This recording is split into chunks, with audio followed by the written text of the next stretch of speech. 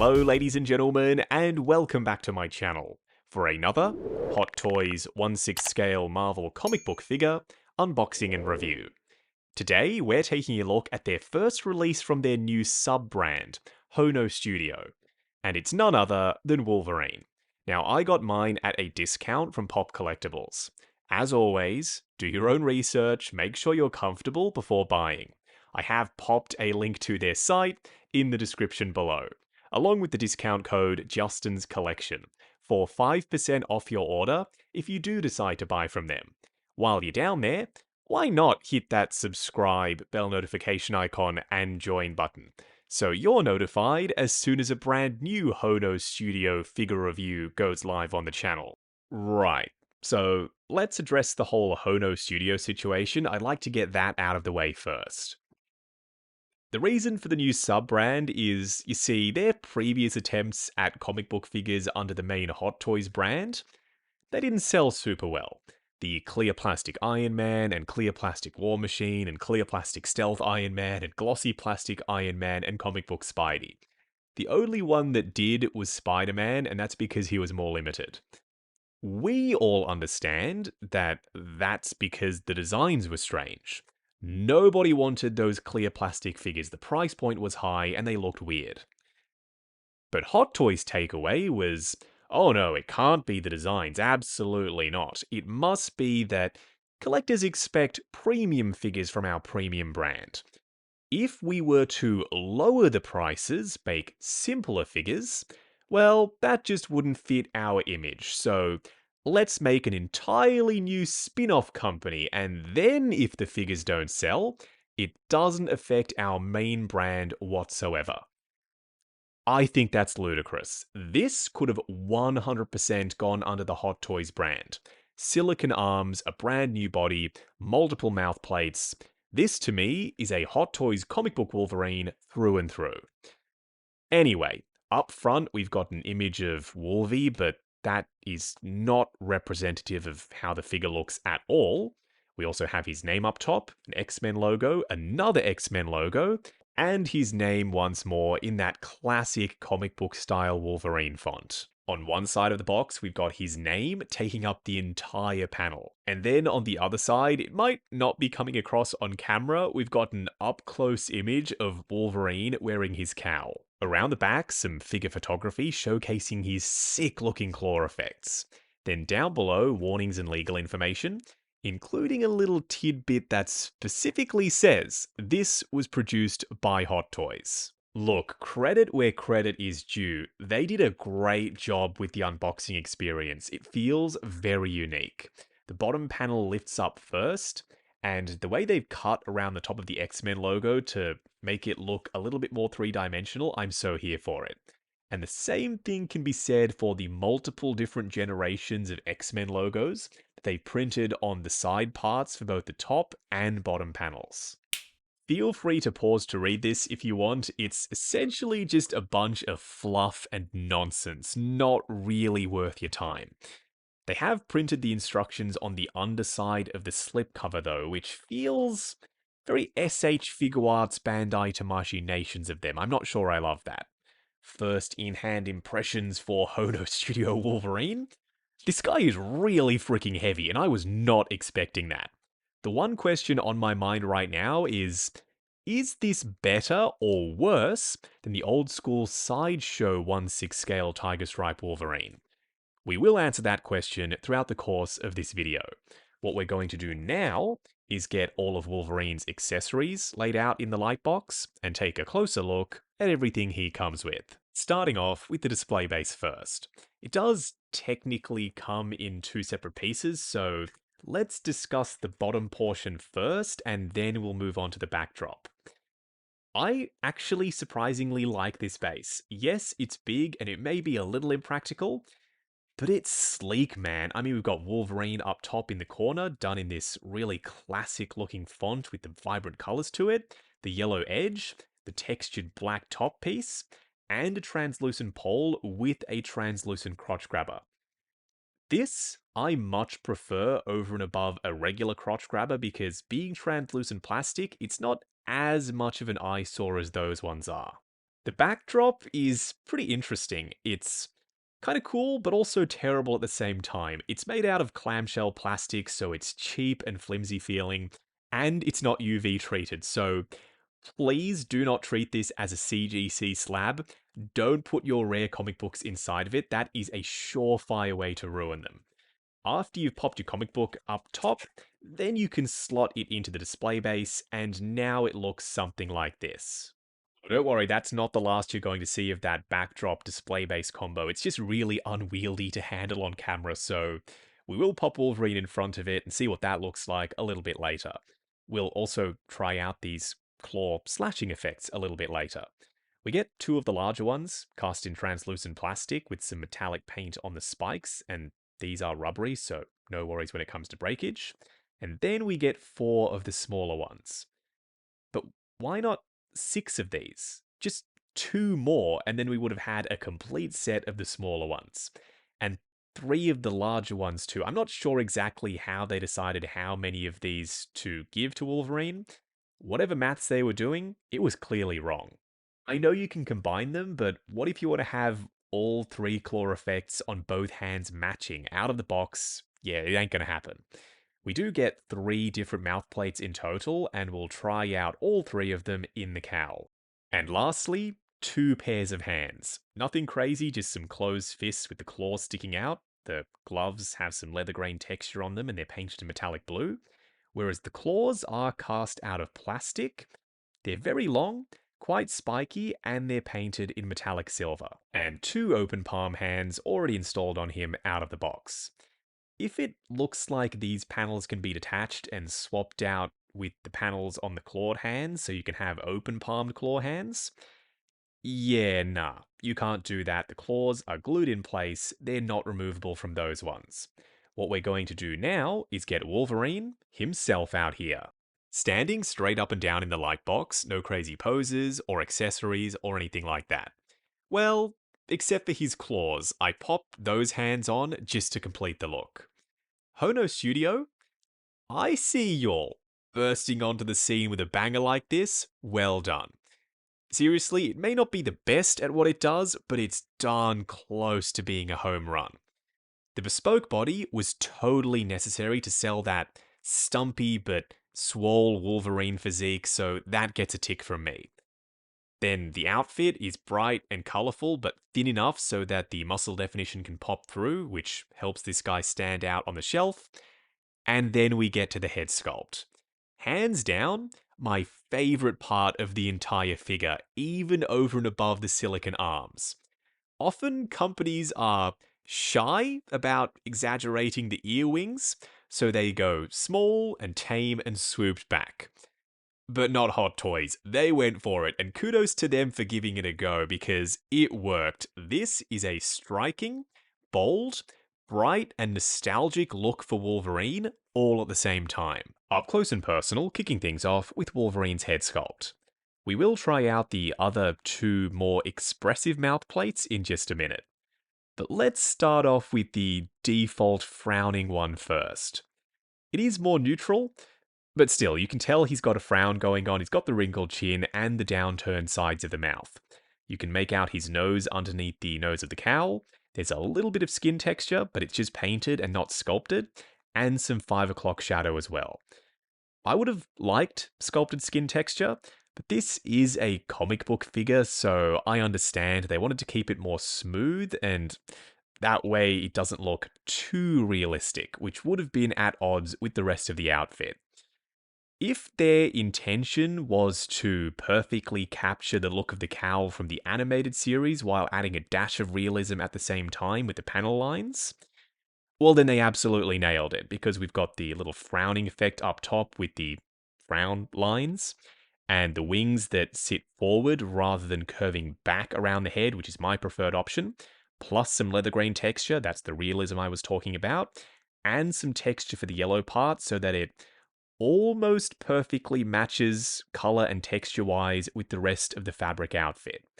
From a distance, it works more so than up close because then you can quite clearly tell that this is spandex, whereas this is sculpted plastic.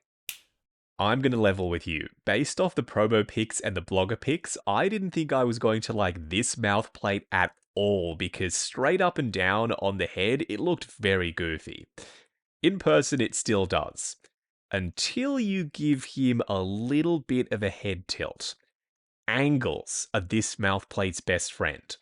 Now that we have done the head tilt, he looks like he's about to call me bub and then proceed to shish kebab me with his super long massive claws. So, in the right pose, I reckon this mouth plate is going to work, where initially I just assumed it was always going to live in an accessory tub, never to be displayed on Wolverine again after this review. Dude, this mouth plate is the shit. The angry teeth gritted one with the glossy teeth and gums. I mean, for a dynamic pose, I just don't think you can beat this. Every now and then I am going to switch out the mouth plates to freshen him up a little in the display, but 99% of the time, he's just going to be wearing this one. I thought I'd quickly show you how to switch out the mouth plates. It's very straightforward. You just push the mouth plate from the inside of the sculpt around the back, then you can install the new one, making sure to apply pressure on both sides so that the unpainted plastic on the top part of the mouth plate isn't showing from underneath the cowl. If you, like me, happen to own the comic book Sideshow Wolverine figures, both brown costume and tiger stripe, and you're wondering if their head sculpts are compatible with this guy, let's give it a go. Maybe this could work in the right pose. I reckon it sits way too high on the neck, so the best thing for it is to grab a Dremel, cut away some excess plastic inside the sculpt, and then it should be able to slide further down the thicker Hono Studio neck. And it won't really do anything for compatibility with the Sideshow body. If anything, it'll allow for greater articulation anyway. Oh no! This head sculpt has always been one of my personal favorites from Sideshow, but that's on the Sideshow body. On this one, it's too small, sits too high on the neck, the color match with the yellows completely off, and the ear wings are too small and they curve backwards. Last head swap, I promise. This is the Hono Studio sculpt on the Sideshow body. It's not immediately compatible. I did have to use some blue tack inside the sculpt. But now that it's on there, yeah, this guy is displayable like this, as long as you paint the yellow part of the cowl to match the darker yellow for the Sideshow suit. I may have taken the head swaps a bit too far, and I apologize for that. Now, around the back, we've got a ladder stitch, which isn't the best looking thing in the world, but they had to install the body inside the suit somehow. I would have preferred a zipper that could have terminated either underneath the head sculpt or under the belt and trunk piece. This is better though than doing a cut straight through the tiger stripes underneath his armpits, which is what they often do for these superhero style suits. The shoulder pads are free floating, we'll get to them in a minute. The tiger stripes are screen printed on the surface. And so is this almost basketball-like texture. These teeny tiny dots, they're not part of the actual weave of the fabric, that is screen printing. These lines are screen printed too, and as of now, just the feel of the fabric in hand comes across as pretty durable. It is thin though, so much so that you can see straight through it to the body underneath. That may be because of my harsh lighting. In your cabinet, just with normal overhead LEDs on it, I don't think it's going to be a massive issue. Even around the front, under studio lighting, it's not a massive deal. You can't see the ab crunch or any of the cuts for articulation. It's just thin enough that his pecs and abs poke through, which is perfect for me. I love seeing that muscle definition. Speaking of muscle definition, dude is jacked. He's wide, he's girthy, he's got defined traps, and massive frickin' arms. These are covered in medical silicone, and we'll discuss what that means a little bit later in the pros and cons segment. Just know that they're quite soft, we've got skin texture painted on the surface, and arm hair, which I think is a first for Hot Toys, right? I don't remember any other seamless silicone arms with arm hair on them. Do let me know if I'm wrong on that down in the comments below. The shoulder pads are connected in a pretty weird way, honestly. They're pegged in front and back to the silicon arms. So that means they are removable and they're free floating enough that you can adjust them. But when you move the arms, the shoulder pads come along for the ride, which means they're never going to get in your way when you try and pose him. Okay, maybe I shouldn't have said never, that's a very strong word to use. Depending on what you're trying to do with the arms, they very well may get in your way. You'll just have to see what I mean and work with them when you get yours in hand. The gauntlets are adjustable, and the silicon is slick enough that these do just slide around on the surface. There's not a ton of friction, so I don't think they're going to do any damage to the arms underneath. We've got some ribbed detail on the inside and some faux musculature, plus some leather grain texture. They are painted in the same metallic blue as the trunks. Yes, you heard that correctly. These are painted. We'll get there. The shoulder pads and the boots as well. Now we can discuss his enormous claws. I personally prefer the shorter look for Wolverine's claws because it makes more sense that they could slide into his forearms. There's something to be said for the longer ones as well, this really exaggerated look for them. In dynamic poses, these are going to look great, as long as you can suspend your disbelief around them retracting inside his forearms. It's just going to be down to personal preference. I would have liked if they were made out of metal though, because they are plastic, they're quite flimsy feeling, and we don't have any spares, so if you break them, you're shit out of luck. These are dope. Translucent plastic slashing effects that help sell a dynamic pose by conveying a sense of motion. Yeah, I don't mind if I do. I am tempted to have him wearing these permanently in my display. I don't love the larger ones as much as the smaller ones because they're quite heavy, and as you can see, the claws become a wobbly, floppy mess under that extra weight. So, while I appreciate that they decided to include them, they're just not for me. Let's do it. Let's discuss the G-string shaped elephant in the room. I've seen a bunch of different names for these online, and I crack up every time I read a new one. We've got G-string and thong and speedos and knickers. Whatever you want to call them, they're the biggest I saw on the entire figure.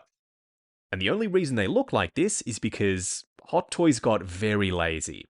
Instead of trying to color match a metallic blue fabric to the armor pieces and the gauntlets and the gloves and the boots, they just sculpted these out of plastic. So all of the texture and the wrinkling, that's fake. That's baked into the surface.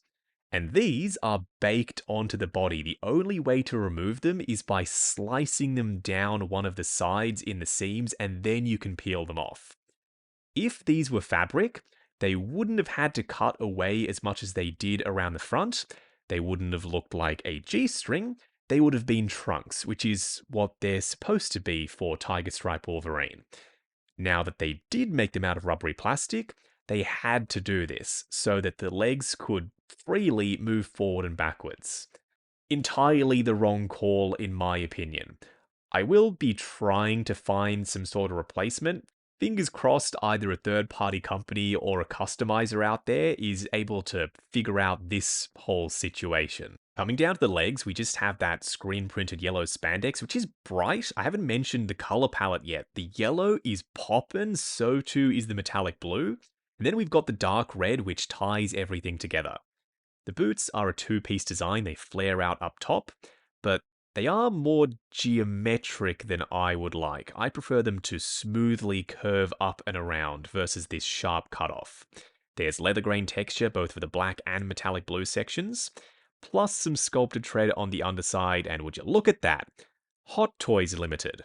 So, once again, this is a Hot Toys figure, not only a Hono Studio release. They have included a toe joint, but it's too flaccid. It isn't secure enough for him to actually stand on it at any angle except for all the way up or all the way down. There is a cutout around the top to accommodate for it. I don't mind that because it blends in with the black and metallic blue, especially from a distance. For a quick side-by-side comparison, If only Kid Justin could see me now, because growing up, all I wanted was Tiger Striped Wolverine. He was my guy. And now, as an adult, to own two high-end representations of him, yeah, I'm one happy collector. Even though neither is 100% perfect. For Hono Studio, it's the G string. It's an immediate eyesore like we discussed earlier, and the claws are a little bit too long. For Sideshow, it's the darker color palette and the ear wings that swoop back a bit too much, and the seams for the swap out arm gimmick, and the claws that fall off constantly. If you were keeping a tally, on paper, the Sideshow one loses right off the bat. However, I still have a soft spot for that one. It's more representative of a comic book, more gritty look for him. Whereas the Hono Studio release, that's going to be my brighter, more animated series inspired Wolverine. Both of these figures have spots in my collection. Ooh, look at that scaling. Sideshow Scott is taller than the Hono Studio Wolverine. I was worried that Wolvie was going to be too tall. Now that I've seen this, and the previous comparison, of course, next to the Sideshow one, where the two were the same height, I've got no issues displaying these two figures side by side, and don't they look damn good together?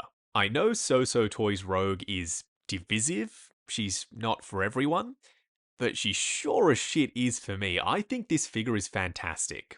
She is shorter than Wolverine, and I think that's pretty accurate. It's not often that a third-party company trumps an official one, but that's what happened with this Gambit. This is the So Toys release, and it wiped the floor with the Sideshow one. That just ended up looking goofy and terrible. With the spiky windswept hairpiece on versus the moppy, messier one, he is quite a lot taller than Logan. Depending on what run you're reading or what show you're watching, their heights do vary. As long as Wolverine is shorter than pretty much everyone else, I'm happy. I did get some questions about this guy the last time I showed him. This is the Sideshow brown suit Wolverine, using a custom Fison M30 body with some padding added to the upper torso to bulk him out a little. And I stitched the flyaway, almost wing pieces on his shoulders in around the back, so that the outfit contours better over the top of the shoulders for the muscular body. He's shorter than Hono Studios Wolverine. I don't really mind that. I have these two, or I will have these two, I should say, displayed in two different spots in the collection anyway. And lastly, Magnus, or Eric, or Magneto, or the Master of Magnetism by Sideshow. He is a little bit taller than Wolverine. I don't think that's right. I think he should be significantly taller.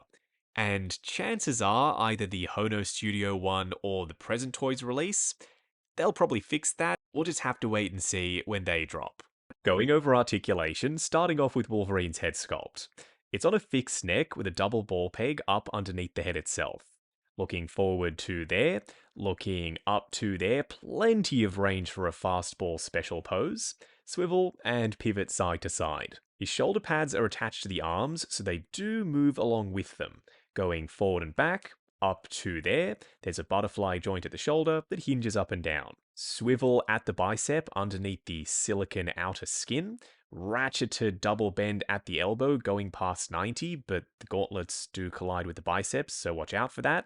And then for the wrist pegs, it's a hinge and swivel. He's on a ball joint at the midsection and a ball joint at the waist. Combined, crunching forward to there, going back to there, swivel and pivot side to side. His trunks are rubbery sculpted plastic, but they don't really get in the way of the legs.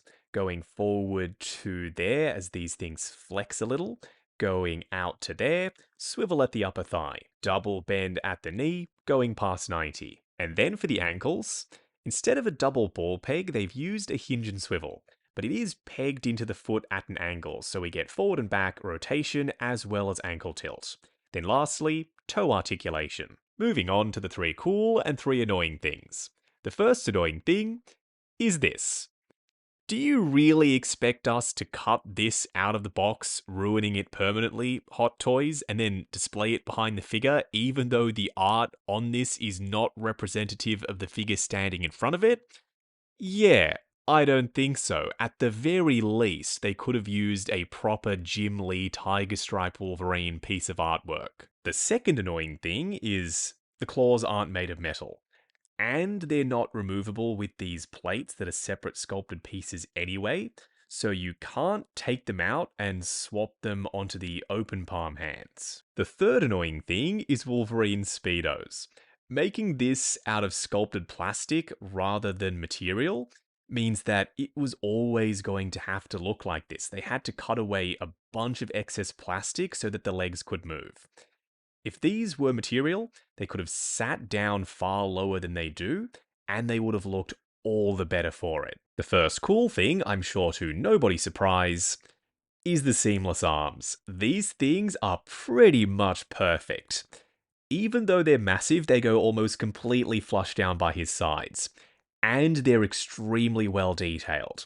We've got the arm hair and the vein work and the muscle definition and plenty of skin texture. I spoke to an industry insider recently, and they told me they're planning on using the same silicon that Hot Toys is for their seamless bodies. It's what's known as medical silicon. It's predominantly used for actual people prosthetics, so it needs to be durable and it needs to be paintable so that they can match people's skin tones. That's how they were able to capture this much skin texture on the surface and add the arm hair as well. But the best part about it is that now gives me way more confidence when it comes to posing, because if this is being used for prosthetics, surely it can withstand a little bit of an elbow bend from time to time. There's also an air gap between the silicone skin and the body underneath. That'll help as well. The second cool thing is we get 3 interchangeable mouth plates. The detail on all 3 of them is great. This is in stark contrast compared to the Sideshow Tiger Stripe Wolverine. When he first came out, down here in Australia at least, he cost double what this Hono Studio one does. And with that figure, we only got one default neutral expression head sculpt with no interchangeable mouth plates. The third cool thing is, while they did take some liberties with the design when translating it from the page to 1/6 scale, such as the panel lines and the rivets on the shoulder pads and the use of metallic blue and the really long claws, it's all done pretty tastefully. It still captures that essence of Jim Lee's Tiger Stripe Wolverine. Wrapping up on Hono Studio / Hot Toys Tiger Stripe Wolverine. I was watching Brick Built Benny once, and he mentioned that there's a difference between accuracy and resemblance. I don't know why, but that really stuck with me, and I just kept coming back to that thought throughout this entire review, because this Wolverine isn't panel or pixel accurate to anything really. Not any one specific look for Wolverine by any one artist or designer. Yet he still manages to perfectly resemble what I picture in my mind's eye when I think about this look for Logan. They got the colours bang on. Some may not dig the metallic blue, but I do. It adds contrasts and some much needed oomph to the design. The yellow is vibrant, and when you combine the 2 colours, he just slaps you right across the face in Technicolor. Jokes aside, he has to be one of the most visually appealing figures I've seen in a while. The head sculpt, though. Best part of this figure, easily. Huge ear wings, tick. Multiple mouth plates, tick. And color matched sculpted parts to the fabric outfit, tick. Killed it. The silicone arms come in a very close second place. Really frickin' good. Great muscle tone and definition, plus the paint takes them to that next level. And with them using that medical silicone, I also feel pretty good about durability. Now we can discuss the few but noteworthy flaws. The jocks, or trunks. No. Awful. If the rest of the figure wasn't as good as it is, they'd be figure breaking. I'm still hoping I can replace them eventually. If not, I'll just have to learn to live with them for the sake of an otherwise fantastic release. The claws would be my other complaint, but that's just me. I like them shorter. Oh, and to be made of metal as well. So at the end of this, first Hono Studio release, how did they do? Really solid start for the new sub-brand, and I cannot wait to see where they go from here. Very quickly answering the question from the start of the video, yes, I do think this Hono Studio Wolverine is now the best Tiger Stripe Wolverine in 1/6 scale, even better than the Sideshow version. Now, I got mine at a discount from Pop Collectibles. As always, do your own research, make sure you're comfortable before buying. I have popped a link to their site in the description below, along with the discount code Justin's Collection, for 5% off your order if you do decide to buy from them. While you're down there, why not hit that subscribe, bell notification icon, and join button if you like the sound of seeing your name in the end credits of my reviews. Like, comment, and subscribe. We'll catch you in the next video.